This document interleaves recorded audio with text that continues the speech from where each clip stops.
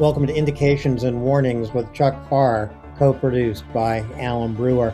Chuck and I are recording this edition of Indications and Warnings on May 3rd, 2026. It is day 1530 of Russia's full-scale genocidal invasion of Ukraine. Chuck and I are going to look at four consequential maps today. Pokrovsk, Kostiantynivka, Kupiansk, and Kamenansky. So we'll be returning to Pokrovsk. The reason why will be quite evident when we get there, Chuck. Yeah, it's Pokrovsk is always going to be a place we're looking at. The struggle for the urban area has pretty much ceased, but what is very interesting is seeing now the consequences of the terrain. So we reiterate this. Everybody knows it took the Russians 24 months to go the 20 miles from Avdiivka to Pokrovsk. The battle within the city itself that took an additional, pretty much an entire year. But a second lieutenant looking at this map 3 years ago might remind the commanding general, "Sir, you realize what is beyond Pokrovsk? Shut up, lieutenant. I can read a map." Well, he can read a map and see there is hardly a bush, a tree, a shrub to hide behind. It is a flat, open, rolling agricultural land for the next 60 or 70 miles. And that's why it wasn't very smart to invest 250,000 casualties, Alan, into taking one non consequential city. Yeah. The landscape around all these cities looks very threatening. I think there's not a map we're going to consider that doesn't look threatening. But is there anything, Chuck, that you think indicates Russia can speed up their attacks in any way? No, I frankly don't. And you know, it isn't just my own personal feelings about the Russian army, which I manifest every week. I think the United States Army would have a hard time conducting combined arms ground maneuver warfare in Ukraine. Well, why is that? Well, even though the United States would very likely be able to impose air superiority over the entire country, which I will also point out, there is a superpower that can't do that right now, which is the Russian Air Force. But in the present environment, in this first 21st century war, uh, to put it really concisely here, it used to cost you $275,000 to kill a tank. One shot. That was the cost of a javelin missile. Now that cost is about $300 or $400, right? And that is the lowest end Mavic carrying an RPG warhead. RPG warheads probably go for $35, right? Pretty simple. You just take the arming cap off it and get a little duct tape, and you're good to go. So we're seeing on this battlefield. Look, I don't think that Rommel or Guderian or Omar Bradley or Patton would have an easy time advancing from Pokrovsk. The other thing is, added to this, Alan, Russia's running out of stuff, Yeah. right? They've lost 11,000 tanks, something like 40,000 infantry fighting vehicles. And, I know that you were invited with me to the Moscow Victory Parade here in a couple days, and I decided not to go, and I found out there weren't going to be any tanks or anything. I don't think that they're going to have much of a parade anywhere. And I guess they are going to install anti-drone nets over Red Square. They'd be well advised to do that. Isn't that something? The other thing is every dictatorship has to show its own people their military power. It is de rigueur if you were a Stalinist, a Putinist, Saddam Hussein, you pick the dictator. You got to roll those tanks. Yeah. So, there's our good friend Jason J. Smart is reporting increasingly on the tensions within the Russian social contract and the fact that many of these oligarchs, look, they didn't sign on for to give all their well stolen goods back to the state. So they're, you know, things aren't good. Vlad has his problems too. That's right. As you know, as much attention as we pay to Ukraine and Ukraine's success in defending itself from the Russian invasion, Chuck and I also pay attention to what's happening inside Russia, and the news from Russia isn't good. We will probably uh, talk to Jason about that, but you should certainly, viewers here, if they want that side of the story, watch Chuck and Jason at the Kyiv Post. There's a YouTube channel that Jason has, Jason J. Smart. There's a YouTube channel that the Kyiv Post has, and you appear on both of those, Chuck. It's a bit incestuous over at the Kyiv Post, but folks, I will say we're given happy to give Jason a plug. Look, his PhD is in political science. He is a speaker of Ukrainian and Russian, a thorough scholar of this situation. He has written extensively on this, both at the Kyiv Post. And you know what? You don't have to read anything. You go over to the Kyiv Post, and Jason and I will make you sick with lots and lots and lots of presentations. So please go out over there and give him a hug. Yeah, absolutely. Meanwhile, we're going to go to the maps, and we are first going to go to Pokrovsk with a map from the 2nd of May, so just a, a day ago. And as we talked about on the previous show, Chuck, you know for the Russians to call this a big victory in Pokrovsk, they fought their way in. How they're going to fight their way out is anyone's guess now. Yeah, there is an issue here, and we've talked about this. The way cities were traditionally taken uh, since probably, I don't know, maybe 1300, is that you send your army in and you don't attack the city, you surround it, and in many cases you besiege it. But armies are generally your objective in a war, right? You want to destroy the other person's uh, ability to wage war. One of your principal targets is the enemy's army, right? The U.S. Grant got hired by Lincoln because Lincoln told him, I want you to go after the Confederate army.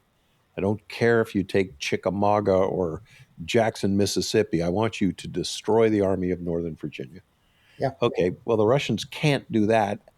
And their style of taking cities is not to bypass them, make them irrelevant, and continue to push the enemy back. They creep to the edge of the city and they keep sending hundreds and then thousands. And folks, I'm not exaggerating, then tens of thousands, and finally hundreds of thousands of soldiers to die fighting in that city, doorknob to doorknob. And that negates what was but is no longer the long ball of the Russian slash Soviet army, which was combined arms maneuver warfare. Russia invented the motor rifle troop concept. They were masters of that. And it's just not working for them here, Alan, and they're never going to get it to work again. I wouldn't think so. I think, one of the things we want to consider on this map in Pokrovsk, the success of the Ukrainian counterattacks up around Rodinsky, which is to the north of Murnorod and Pokrovsk. Rodinsky was such a key to the battle for Pokrovsk less than a month ago. Why is the Russian position here so tenuous? Yeah, it's really interesting. And there was no one who announced this, triumph, or if it was announced, went under my radar. But formally, the Russian line and the gray zone went at least as far as the TO 515. And this, you can see, folks, is to the northeast of the Pokrovsk city center. And Russian forces were, they were in contact in places like Volodyansk, and even as far as Nadia over on the water course there. Uh, this is one of the things that we're eventually going to see, and this is the way eventually the war is going to end. And we talk about this a lot. The easiest thing to do is have your knuckleheads put their bayonet on and point them over there and say, attack that tree line. The hardest thing to do is they're holding their scattered positions. And in many of these places, Alan, as the tree lines circumscribe the agricultural fields. This is a war of tree lines and windbreaks. But when Ukraine sweeps over those scattered positions, attacks them all with drones, and flushes these guys out, they're a broken force and they're not trained soldiers, so they have no desire to regroup, no desire to counterattack. They just run. And look at that big bite they took out of there, Alan. And It's a pretty big chunk of terrain. it's a few kilometers deep. Um, and what you're pointing out here, Chuck, is that fighting your way out of Pokrovsk really does have to go tree line by tree line. You can't drive down the M30. It's just not. I mean, just look at it. I mean, it would be a road of death. You can't put drone nets over the M30. They wouldn't they wouldn't protect you for more than a kilometer. So really, the Russians do have to fight their way out of Pokrovsk, tree line by tree line by tree line, and probably the best place to do it uh, is um, is moving west of Rodinsky. There are a few little settlements you can infiltrate. There are plenty of tree lines to give you some concealment on your way. Yeah, the other thing, that the fight for Rodinsky has been going on now for maybe 4 months, Yeah, and it's still not solidly red. So there is, this map. Look, this, I don't want to get over my skis, but man, I'm not over my skis. This map shows why Russia can't win this war. And one of the big reasons is, just as Alan said, look down at the M30 highway. George Patton, Omar Bradley, and even Ulysses S. Grant would be blasting down that highway. The Russians can't do that anymore, Alan. They absolutely can't. There's so many of the components of maneuver warfare they don't control. They're running out of vehicles. They've burned up all their logistical trucks. They've lost almost 40,000 infantry fighting vehicles. They've lost 11,000 tanks, almost 12,000. Their training sucks. Their doctrine has been proven unsound, and they cannot dominate the electronic spectrum, which is what it takes to clamp that envelope over your troops. So, look, I'm not saying Russia's going to give up. I'm definitely not saying that. But right. their loss rate is going to continue to climb, and it's already egregious. Yeah. Well, this map of Pokrovsk also gives you a pretty clear idea of why the Russian casualties now north of 1.3 million killed and wounded, why the Russian casualties so far exceed the Ukrainian casualties. Now, possibly by four, five, even 6 to 1. And this is the clear advantage the Ukrainians have being on the defensive. The map in Pokrovsk shows you that.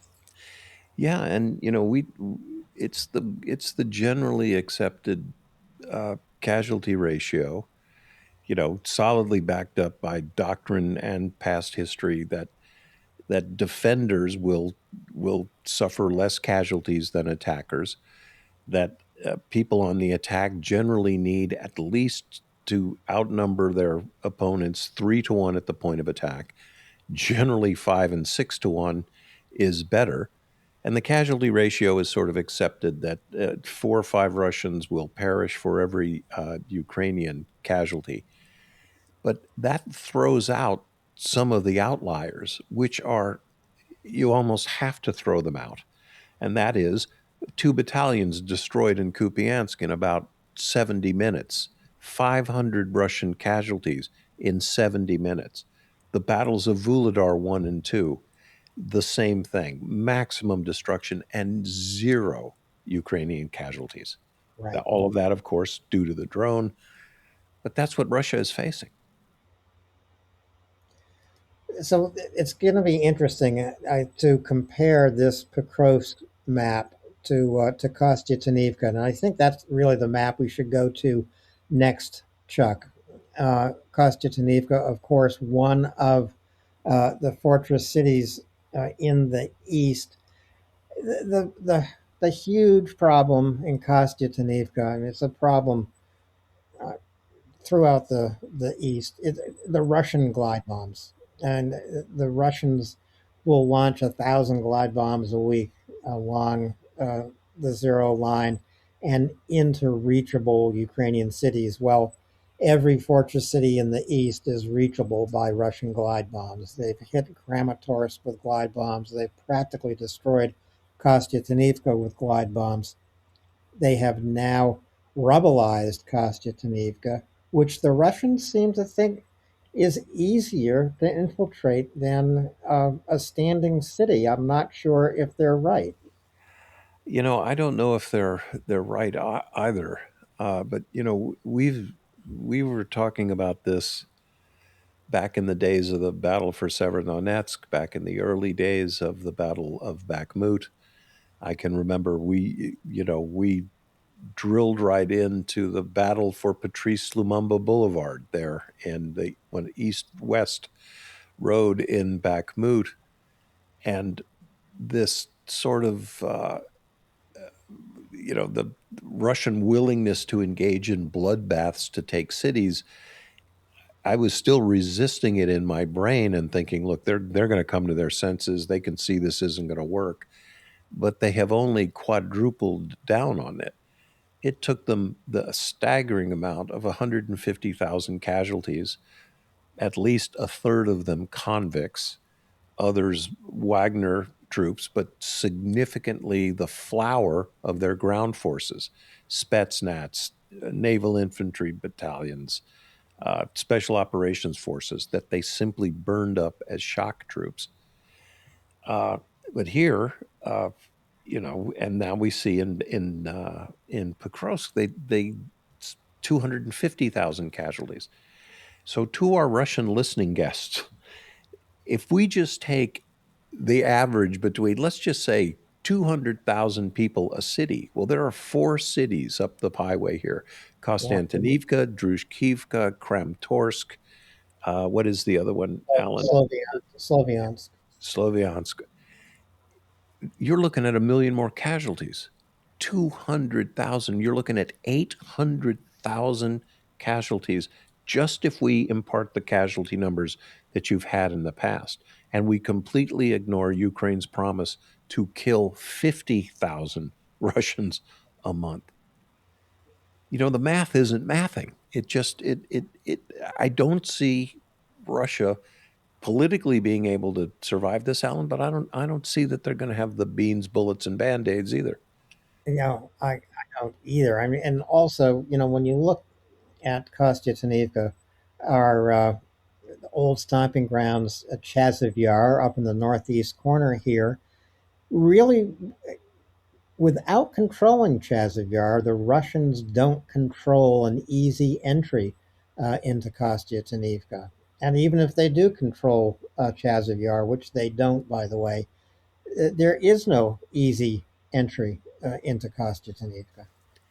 Yeah, and if you look to the west of Chassiv Yar, and folks get a screen grab and you know blow it up, and you can see the contour lines there, and you'll see that it is a valley that goes from Chassiv Yar. You can see the contour lines on one side and the other, and just to the east of the little town of Stinky, which I am constantly calling out because that was almost the key to this.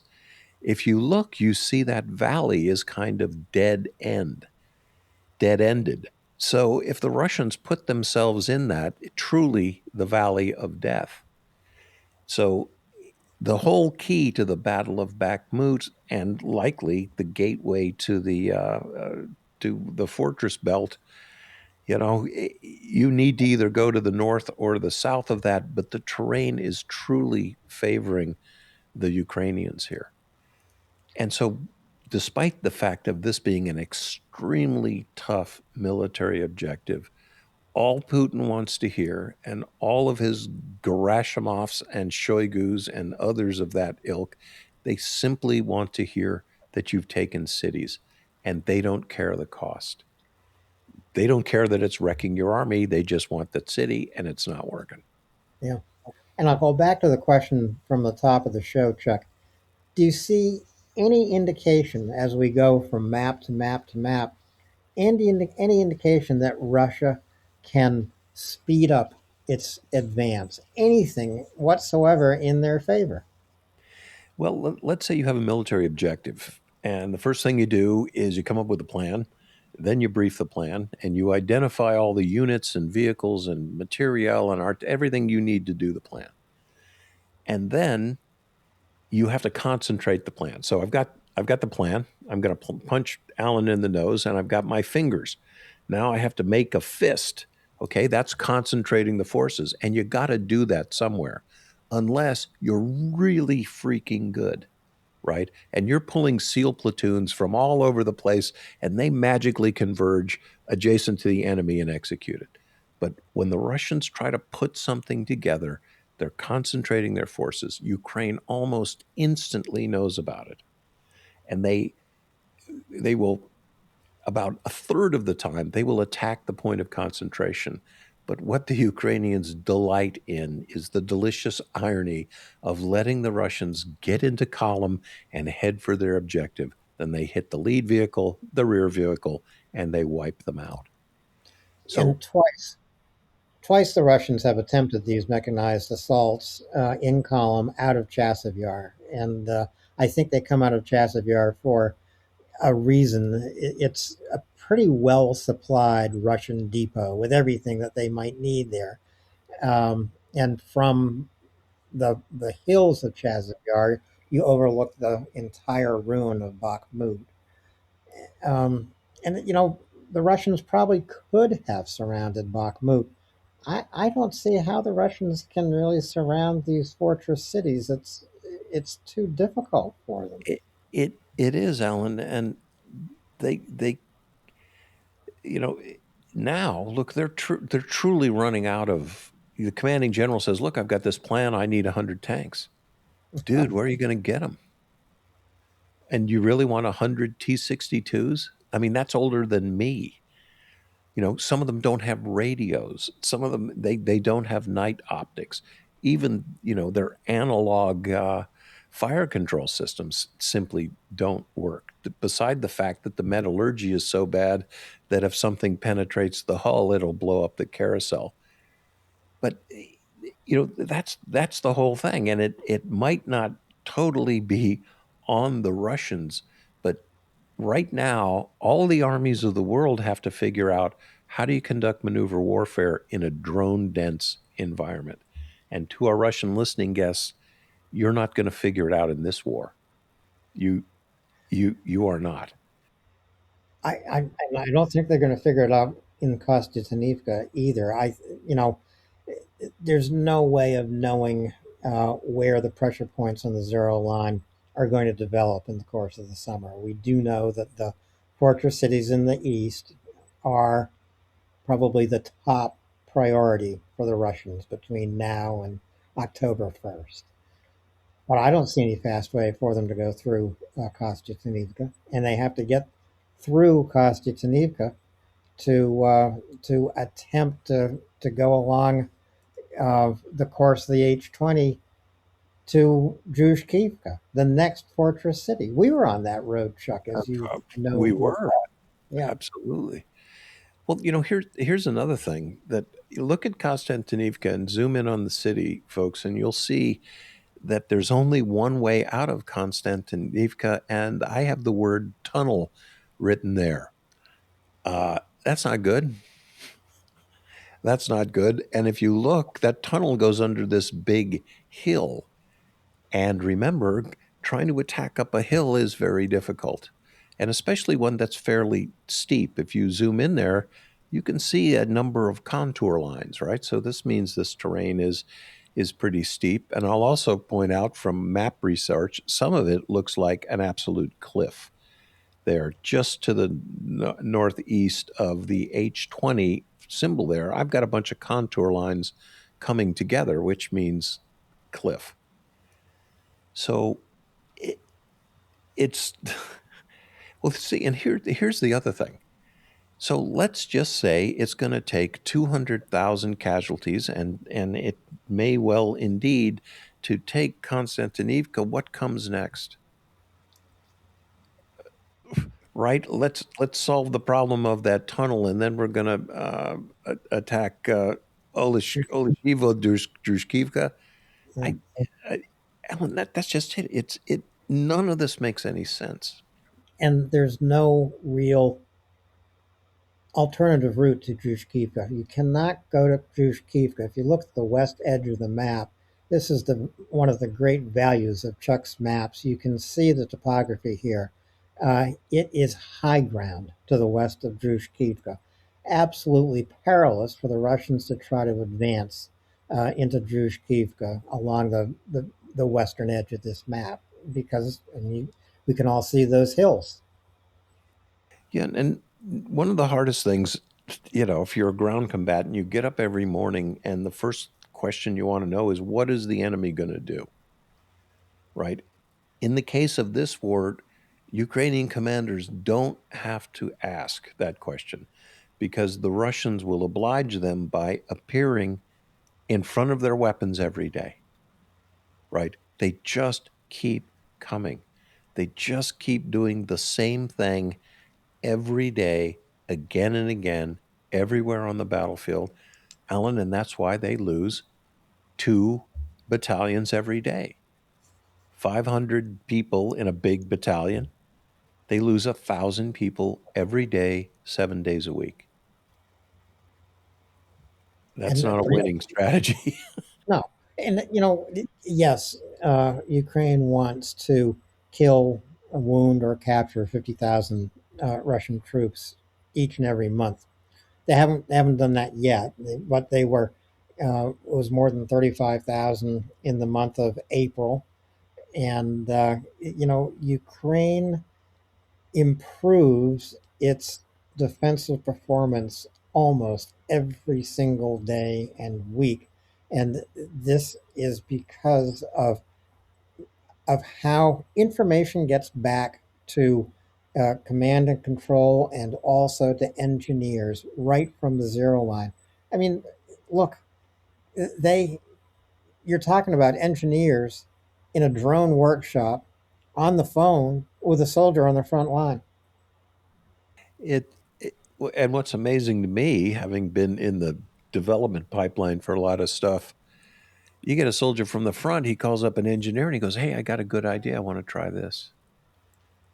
And damn if they don't do it. And I mean, FedEx within 36 hours, that soldier could have the gizmo that he asked for. Yeah, And we this is no exaggeration because we've seen that happen. It happened with us witnessing it.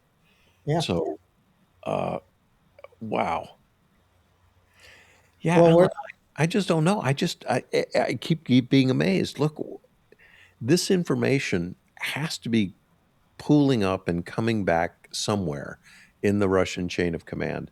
But it obviously is being screened from the boss, and there's no lessons learned in the Russian army. there don't seem to be. I mean, the Russians were the first to come up with fiber optic drones, and the Russians have adapted their tactics, certainly. But in terms of finding an adaptation that gives them a an advantage, the Russians haven't done that, but the Ukrainians have. Well, and you talk about kind of a strategic defeat here for a moment. There was a special military operation. If you call it a war, you'll be going to jail. And it had what objective? It was to get NATO to back out. It was to get these rascal Ukrainians back under the boot of Russia where they belong, and it was going to be the example that Putin would give to the world that Russia was still in the business of controlling its neighbors. Okay, they are never going to capture all of Ukraine. They didn't capture Kyiv. They have barely taken 20% of Ukraine. Uh, they've lost by the end of the summer. They will have lost 1.5 million troops. And what have they gained for it?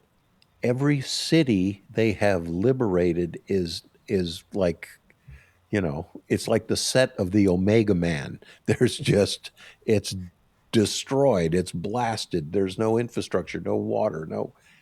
What have they got a handful of dust out of this, Alan? And I Yeah, can't help but think people know who started this war. They knew whose idea it was, and I think those buzzards are going to roost. I think so too. Uh, yeah, a handful of dust and a fistful of well deserved hatred. Ukrainians will do everything in their power to drive the Russians out of their country. And I think it's especially now, here we are well into the fifth year of the war. It's absolutely true. No one wants this war to end more than Ukrainians. They have suffered a lot.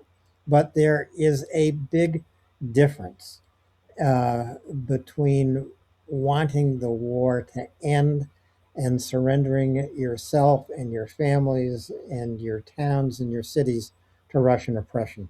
This is something I don't think Ukraine will ever do. No, they won't. And remember the various veils that Russia tried to put over this operation. So the war was going on for at least 4 years before the full scale invasion. There were no Russian troops invading Ukraine. They were little green men, then they were volunteers, then they were, these aren't the droids you're looking for. Then it was to protect the rights of Russian speakers in Ukraine, where almost everyone speaks at least some Russian anyway. Yeah. And I would also point out, and the readers of history will remember, these were precisely the reasons used by Adolf Hitler to invade the Sudetenland, Czechoslovakia, and Poland to protect the rights of German speakers. And this has been this has certainly been the most disastrous military adventure that Russia has embarked on since the Winter War. It genuinely is, and they have got about as much chance of taking over Ukraine as they did of occupying Finland. Yep. Absolutely. And who knows? Maybe the Finns are ready to take back what they had to give to Russia in I would love 1940. it. And to our Finnish listeners, Lake Lagoda is Finnish, and I'd be delighted to see you take back that mammoth, beautiful lake. Well, Karelia, of course, is Finnish as well. This is the region of Finland that the Finns ceded to Russia at the end of the Winter War. It is now one of the poorest regions in a very neglected country. So the same would happen, obviously, to Ukraine. The same would happen to Donetsk and Luhansk, to Zaporizhia and Kherson, wherever the Russians succeed in occupation. Uh, they sow neglect and carelessness, and the your town, your infrastructure cannot survive a Russian occupation. Russia will impoverish you for the simple reason they care nothing about you. No, and don't forget the images of early in the war where Russian troops were stealing the untold wealth and luxury they came across, and I mean your toilet and your color TV. Uh, Right. yeah. So this has always been an army of rapine, looting, murder, rape. almost 75,000 Ukrainian citizens have become casualties already. I just wrote a thing for the Kyiv Post. It'll be out probably in 10 days or so. 75,000 killed and wounded. Uh, that's not hearts and minds, is it? No, and that is probably a low estimate because we don't actually know what the Russians did in Mariupol. We do know that there are graveyards visible from outer space in Mariupol. We do know that. Yeah, We can safely say, you know, the civilian casualties are in the tens of thousands, and it's got to be much higher than that because they killed damn near 1,000 people when they bombed the Mariupol theater. yeah, Deliberately bombed the theater that had 20-foot letters painted in the parking lot that said "children." yeah. Hmm, groovy. These are the crimes, war crimes that Russia has committed. Frankly, that the world needs to consider and to talk about. You can't remain silent about crimes like these and do as Trump is doing, bringing Russia in from the cold, ushering Putin back onto the world stage by inviting him to the G20. It should be a G2 meeting. Every other member of the G20 should refuse to attend that meeting if Trump insists on inviting Putin. That's obviously just my feeling. I have no way of making that happen. Well, there is the delicious moment from that summit in Australia where Putin was sitting at a table like the kid no one liked in high school, all by himself, and not a single person was sitting with him. Yeah, Uh, that's what Alan, that's what the G20 meeting should be about. I'm I'm with you completely. And we talked earlier in the war, much earlier, about the strategic and the geopolitical implications of invading Ukraine, and that was that Russia is putting itself for the next 2 or 3 decades. They are going to be a pariah nation, They and should be. they're going to be a poor pariah nation. And look what's happening. I mean, they just hit the Baltic terminals. They've hit Kupiansk. They've hit Novorossiysk. At will, Ukraine is striking 1,000 kilometers deep into Russia. And the question it could be posed, what air defense doing? And the fact is, there isn't enough air defense to protect this stuff. No. I mean, this is actually one of the brilliant things that Ukraine has been able to accomplish. They have turned Russia's vast size uh, into a disadvantage. It cannot be sufficiently defended. The oil refineries, the airfields, the seaports, the factories that manufacture kinjals and drones. Russia cannot defend these resources, and Ukraine is striking deeper and deeper, more and more often with heavier and heavier explosive payloads. And look, there are Ukrainian drones on the way to Crimea, and who knows how far east of the Urals tonight as we speak.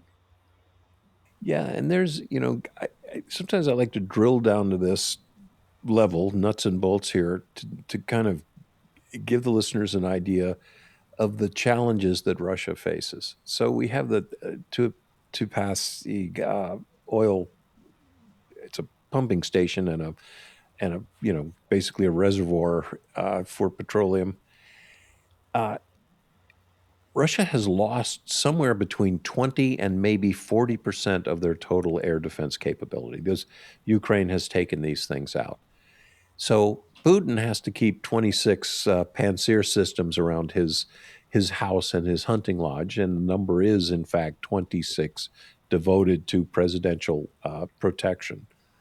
So you have a target that's 1,000 kilometers from the Ukrainian border, and somebody has to say, "I'm going to prioritize those air defense systems. They have to be moved over here." So they are constantly stripping and moving around these air defense systems. Okay, well, you can't go, give me some air defense, Yeah. right? If you're going to move an S300 or an S400 battery, you need 4 or 5 strategic airlift aircraft, which Ukraine has blown up whenever they get a chance to blow up an IL 74 strategic, a Candid is the NATO reporting name. They blows those things up on the runway. So if you don't have the airplane to lift it, you got to put it on a train. Well, guess how many there's one train line and it doesn't go to everywhere in Siberia. Just the logistics of getting the equipment there. Yeah. Then, operator skill is a factor, right? How are you going to train those guys? Otherwise, you get in there and you think you're on the bridge of the Enterprise and you have no idea what button to push. And that's showing too. Yeah. Well, they have no one to train in Russia. They've all been sent to war, basically.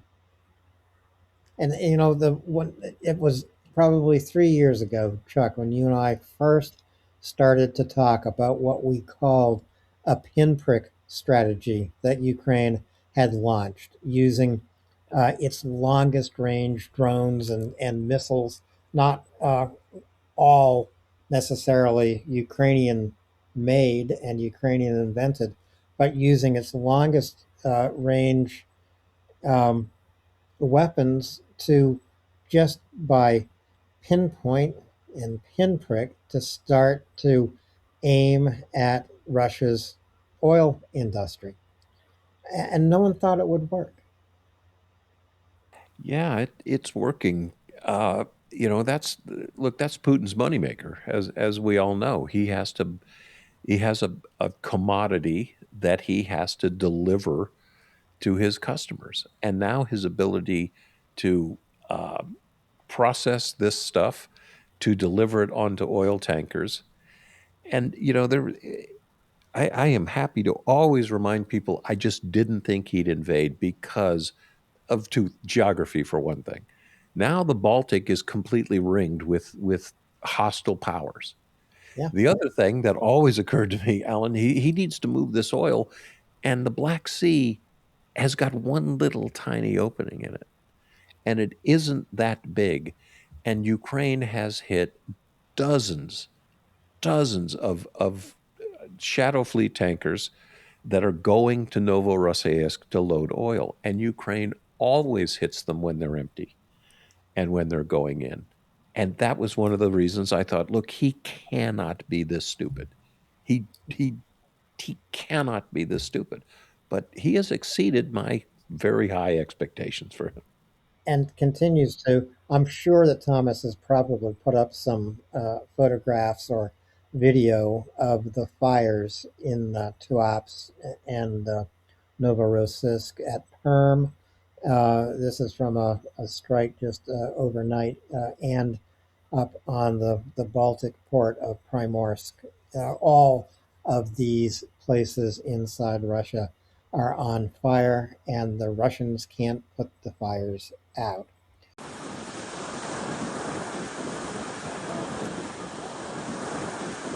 Блядь, это,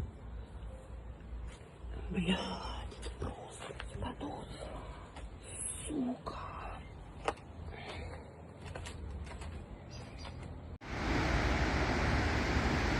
Здравия желаю! Вот такое у нас сейчас 1 мая в городе Герой Туапсе. С праздником, дорогие товарищи!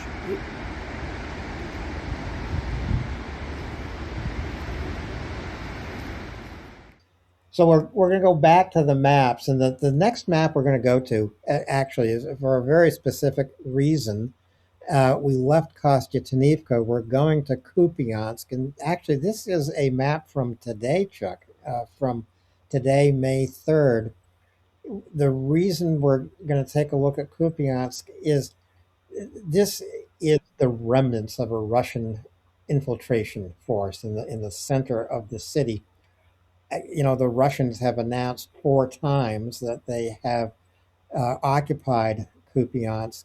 I, I I think it was about 3 weeks ago that the Ukrainians said, well, that's not true. We have surrounded Russian forces in the city and we are cleaning up. Well, the cleanup has gone on for quite some time. I can't believe that these Russian soldiers are comfortable. No, not at all. And this is a blow up, really close in view of Kupiansk, right down to the building level. Here, you can see the scale over there of what 1 kilometer looks like.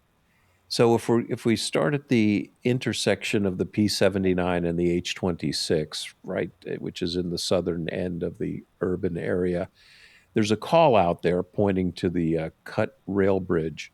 Right under that call out that says bridges cut right above the P79 logo, the Russians occupied a multi-block area there. They have been rousted out of there. The only place they exist now is that roughly triangular shape, and it's about 400 meters on a side. It's a bit like a boomerang shape. And that little pink square in the middle of it, that's around the area of the city's hospital.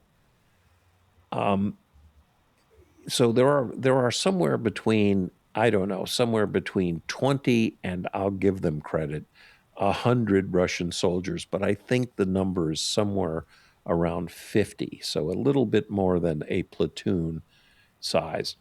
And here's where, if you can zoom into the map, I think this will help explain their predicament. So, moving to the east of that red triangle, you can see those contour lines, one, two, three, four, five, six, going down to a little road. And then you go into the Oskil River and you see all of that swamp.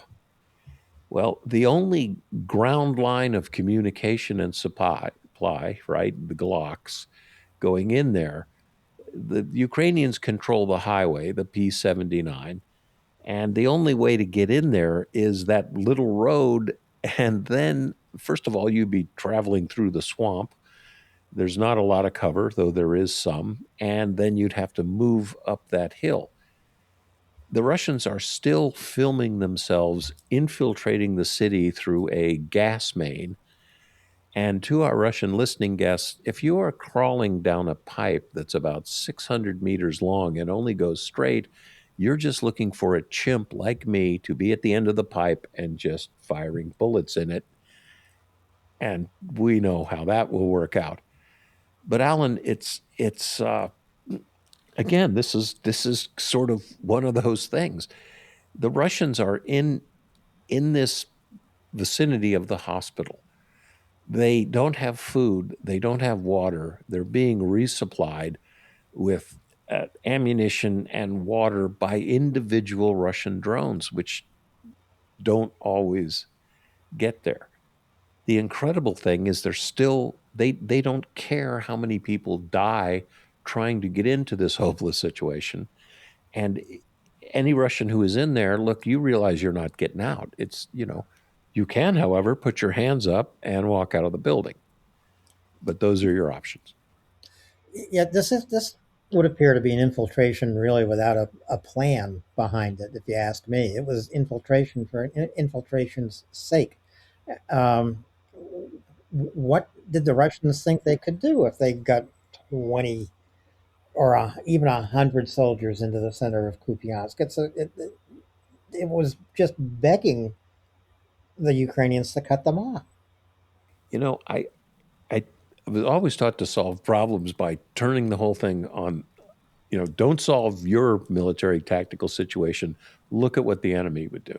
So I try to imagine sitting there at a briefing, smoking a cigarette, and the colonel tells me, "I'm going to send your whole SEAL platoon into the hospital complex, and you'll join those guys." Why? Yeah. What? What's the payoff, Colonel? What? How is that going to help? And the math is brutal, Alan. They send a 10-man element forward. One guy might make it to that hospital. Then he shows up wounded with no ammunition, no water, no nothing. How, Again, Yeah. one of the major things that the Russians fly in there are Russian flags, so these guys can wave them from buildings, and then the Ukrainians can call in an airstrike on them. It's Yeah. The it's a Ukrainians call in the airstrike while Gerasimov holds a press conference or a meeting with Putin and says, "See, Kupiansk is ours, and it's ours again." And just let me tell you, it's ours. uh, Uh, but the reason for looking at this close up map, it's also probably a preview of what the Ukrainians are going to face up in Kostiantynivka. yeah, Alan. I mean, the math is there, and giving them the benefit of a doubt. These casualty numbers are incomprehensible, but we throw them around. I don't want the audience to get used to it. That to take Kostiantynivka is going to cost 250,000 casualties. Only 400,000 Americans only were killed in all of World War II, globally around the world. But Ukraine is going to inflict half that amount of casualties on the Russians to take one city. And again, the Russians are going to say, look, we've taken Kostiantynivka, it's a vital, and some Western journalists will repeat it, a vital logistics hub in, dude, it's the end of the line. It's a terminal city. Yeah. Uh, it is not they expend this level of casualty, Alan, and it isn't the keystone to the Eastern defenses. It isn't the springboard from which they're going to roll into. These things are pointless military objectives. And when the Russians first infiltrate Kostiantynivka, uh, it'll become Russian propaganda because the Russians are so good at disinformation, and they have completely fooled Donald Trump. He will repeat all the Russian propaganda that comes off the zero line in the course of this summer. I mean, Trump, of course, makes himself a fool whenever he says Ukraine is defeated. He just said that last week, Chuck. Can you imagine? No, I can't imagine. And the last piece that I did for the Kyiv Post, it is a deep dive into Russian casualty numbers. So what a general officer should do and national command authority should do is they have resources and they put them towards cogent military objectives. Russia has squandered 1.3 million casualties. They have more than decimated their own stockpiles, carefully built up since Soviet times. They had tens of thousands of tanks in reserve. They've lost almost 12,000. They had 50,000 or so infantry fighting vehicles. They've lost 35 or 40,000 of them. It goes the same thing for artillery. Critical systems like air defense are down 20, 30. Some analysts think it's 50%. And what anyone who said, well, it's not 50%, well, ask the Baltic, ask Novorossiysk, ask Crimea. How's that air defense rolling, buddy? It just isn't. Yeah. It's incredible. Ukraine's carrying out a strategic aviation operation against deep Russian targets, and they don't even have an air force. They're making 1,000-kilometer cruise missile hits, and they don't have any harpoons. They make the stuff themselves. I'm glad we're not fighting Ukraine because I think we'd be getting our ass kicked too. I'm pretty certain we would be. Um, we ought to be cooperating with Ukraine so that we benefit from all of their knowledge about drones. There's only one other military in the world that has fought a drone war, and that's the Russian military. They might be losing it, but at least they have the experience of fighting on a drone saturated battlefield, something the United States does not have experience in.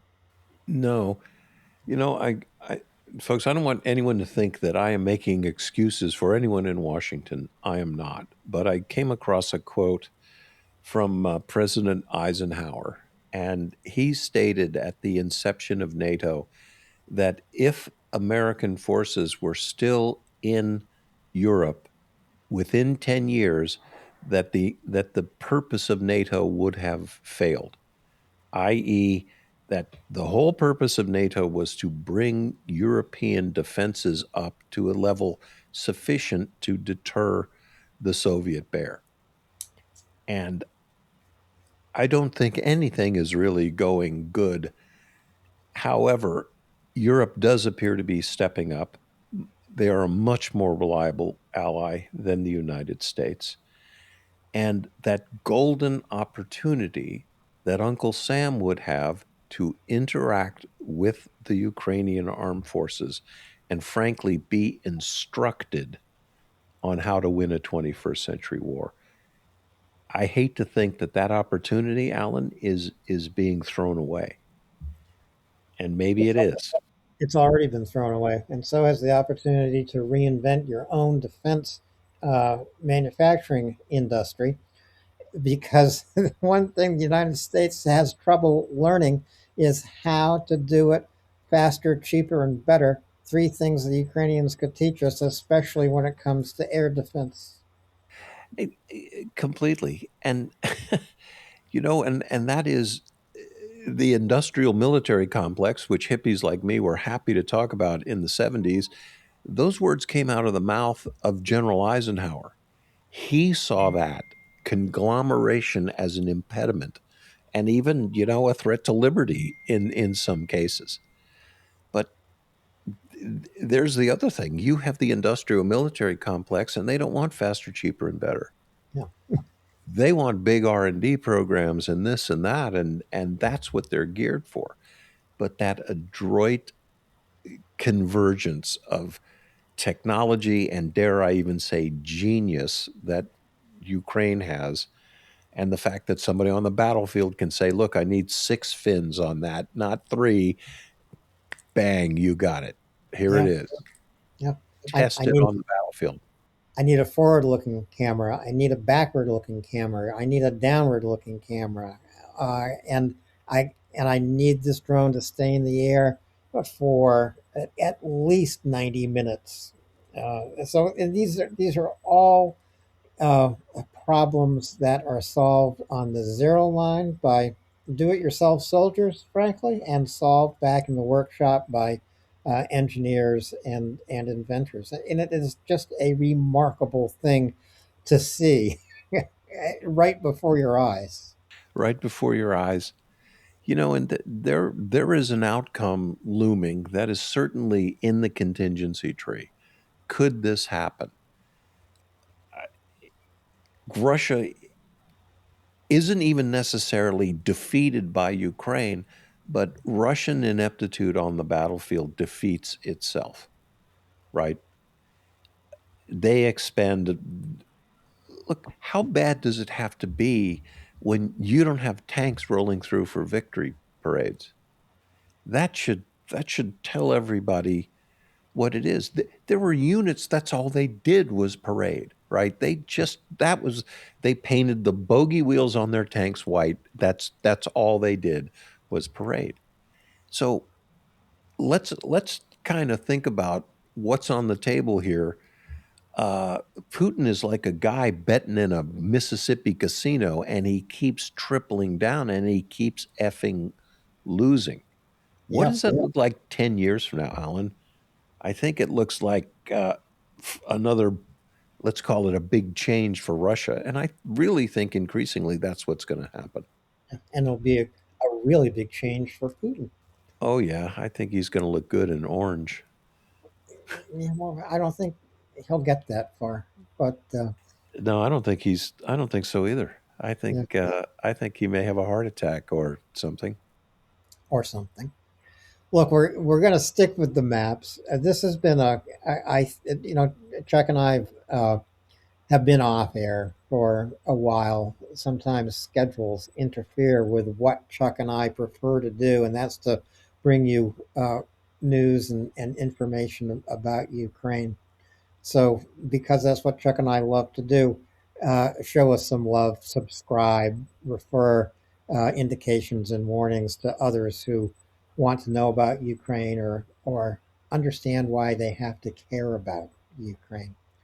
But the last map of the night is an older map. It comes from April 26th. But what's interesting about it, and I think people will pick up uh, this immediately, it's the western approach to Kyiv. So off this map to the east northeast is Huliapole, but this is the western approach to Kyiv. And when I thought about the maps that Chuck and I looked at today and what a threatening landscape they present, well, this one presents a very threatening landscape to my eye. Yeah, so I was reporting on this. Boy, I think it's probably been 18 months since we talked about this. It might even have been 24 months. This is one of the most quiet sections of the front. And as Alan said, big effort is going on just off to the right of this map and slightly to the north, just as Alan said, the northeast, where the zero line kind of goes north and south. And Russia is doing everything it can to push out of the Pulapole area. And, an objective for a Russian force going west is Orkhiv. So this has been a really quiet sort of part of the front, which is one of the reasons I wanted to turn it back on, because where places are quiet at the front, you're eventually going to see some action.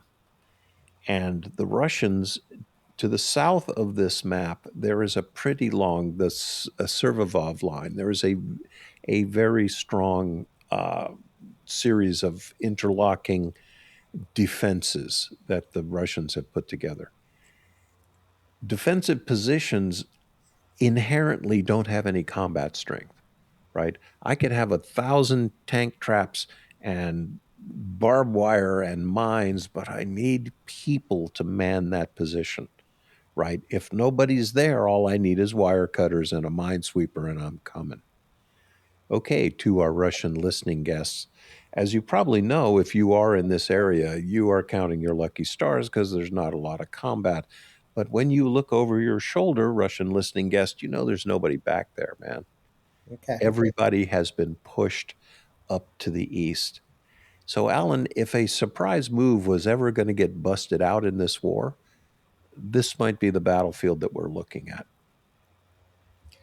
And when you say a surprise move, you're talking about a surprise Ukrainian move. Yes, I am absolutely talking about a surprise Ukrainian move. And here, I want everyone just to put your finger in the middle of this map. Just stick it right in the middle. What's under your finger? Nothing. Good point. Perfectly flat. And as Alan and I were once demining a little south of Kharkiv in an open field, I was looking up at the sky quite a lot. And that day, they hit another demining effort that was 20 or 30 kilometers away from us. So this open ground is absolutely lethal, Alan.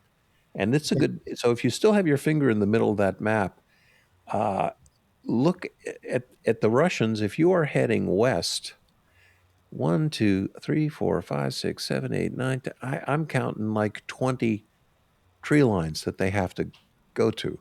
So you got to get there, take it, hold it, and then convince some idiot to walk 400 meters across a completely open space where there is a 95% chance, and that's the math, they'll be killed by a drone. Yep. That's what kills 95% of Russian troops. Hard Okay. to believe, but drones have not replaced artillery, but it seems like they're about to. Yeah, and Alan, in my day, if I called in a strike on somebody, you know, if it's artillery, it took 4, 5, 6 rounds to get it on the target. And then we had copperhead rounds, and I had to point a laser at the target and light it up, and then the round would hit it. And now, instead of having a sniper engage somebody at 4, 5, 600 yards, zzz, goes over your head and it goes right. I'm looking for 98.6 is what that drone's saying, and whap, it'll Yeah. get them. Of course, you're always going to need artillery, it seems to me. And drones don't fly in all kinds of weather, but you can fire an artillery piece in any kind of weather, right? Yeah, and the drone on the battlefield, it does so many things. It does intelligence, surveillance, and reconnaissance. It can adjust artillery fires. It can still illuminate targets because there are still the Ukrainians have a round, I think, which is great. It's called the flower pot. You think about dropping a flower pot on Wile E. Coyote. That's why they named it that. Yeah. But drones do everything on the battlefield. The ground drones are conducting resupply. They recently took Ukraine took a Russian position purely with ground drones. Whoa. Pretty amazing. And yesterday, uh, two Russian soldiers surrendered to a Ukrainian ground drone. I encourage people to do it. And look, there's one way to get out of this war, right? Become a prisoner of war for the Ukrainians, where you are definitely going to be treated better than you have been treated by your own troops. And as unfortunately, the vast majority of exchanged Russian POWs discover that they're going right back into the fight. They are not going home. They are going right back into the fight. After they answer the questions, why did you get canceled? Why did you get captured in the beginning? Right, that Yeah, very Stalin-esque sort of the mere fact that you were captured in battle makes you unreliable and undesirable. So right. So right back to the battle you go. Yeah. So this, I guess, I mean, the bottom line from Kamenansky here to the west of Kyiv is, while this map looks alarming, and I can spin a lot of alarm in my imagination, it's a quiet sector of the Zero Line. What would bring it alive for the Russians? Would a determined advance out of Huliopole toward Kyiv encourage the Russians to bring this map back to life? I don't think so. We saw the major focus of Russian military power in the east, and it took them 24 months to go 20 miles. And just to put that, how does that look as a military objective? Stonewall Jackson in the Civil War could march his troops 60 miles in one day. Yeah, Yeah, now I know things were different and more complicated, but that still stands as some kind of benchmark, right? So, Alan, I look. Let's say Russia had a brilliant general, and let's say their troops were trained up to a decent standard. Let's say they had the fuel, the ammunition, the resources, the vehicles. See how I'm piling this on? They had the operational security. They could dominate the electronic spectrum. They could thwart and divert every Ukrainian drone that came at them, and they were able to keep the plan secret. Yeah, see, it's just it isn't going to work. And we go back to the joke in quarter one. They got the fingers, they make the fist. Ukraine sees it and takes it out. yeah. That's all that's left for them, Alan. They're not going to get better, I don't think. I don't think so either. And I think in the course of the summer, Ukraine will kill, wound, capture more Russians than Russians can recruit to replace them on the battlefield in Ukraine. So Russia will face a manpower crisis certainly by the end of this summer. Uh, Look, Ukraine can also use more numbers in infantry as well, but Ukraine's approach has been since the start of this war to preserve the lives and futures of its soldiers.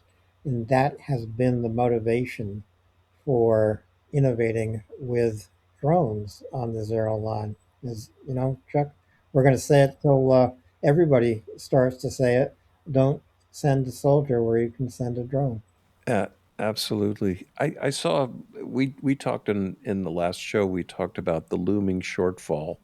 Russia is not recruiting enough soldiers to make good on their monthly losses. Uh, Putin's going to mobilize 409,000 people. It might be much greater than that. He hasn't announced this yet. But even doing the present burn math, he will not have enough soldiers.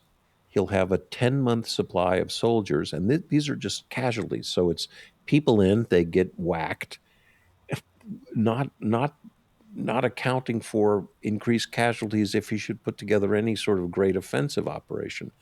But it basically means he has 10-month supply of soldiers for 12 months of fighting.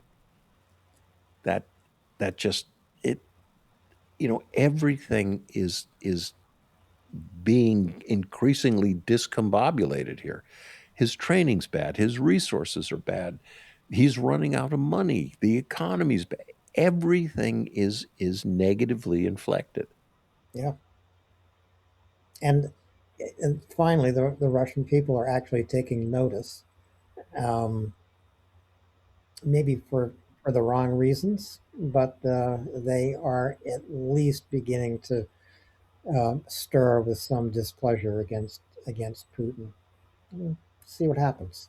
It could be Putin's long hot summer, right? I would just love it. And I'm not sure I expect a popular uprising. There were demonstrations in Moscow a couple of years ago, and he crushed them with, his. They have a whole branch of the military that is simply riot control, right? Oman. This is all these guys do. Yeah, They have battalions of these guys, and they have rubber truncheons, and this is what they do. yeah, But I think the threat for Putin is, look, all of the oligarchs that he enabled, all of the billions he's handed out, maybe even trillions. Look, these guys don't want to see their 200 yacht get taken away from them. They don't want to lose their house in the south of France. And eventually they're going to see, why should they? Right? And I don't think the collapse of Putin's government is going to be the end of the world. If there was going to be an end of the world, it was when the Soviet Union collapsed. And I think that these cycles of collapse, I might even suggest to people, they are inherent in Russian history, right? The Bolsheviks, there was a defeat in World War I. The Bolsheviks overthrew the Tsar. That was a collapse. Then we had the Soviet Union, and that collapsed. And we might be looking at the third collapse for Russia in, honestly, Alan, it's like within 110 years, 120 years. right. And maybe out of the ashes this time, some kind of useful place in society will be born, but I wouldn't bet on it. I would love to think that too. So this is going to bring Chuck and me to the close of indications and warnings here on day 1530 of Russia's full-scale invasion of Ukraine. I hope that Chuck and I are able to keep you focused on what is happening in Ukraine. I hope that Chuck and I are able to help you understand why caring about Ukraine's victory and Ukraine's self defense makes a significant difference to you, certainly to us, and also to the United States, not only to Europe and certainly not only to the Ukrainian people. It makes a difference to each and every one of us. And we all want to come to that day when we can say for one more time, Slava Ukraini. Heroim Slava.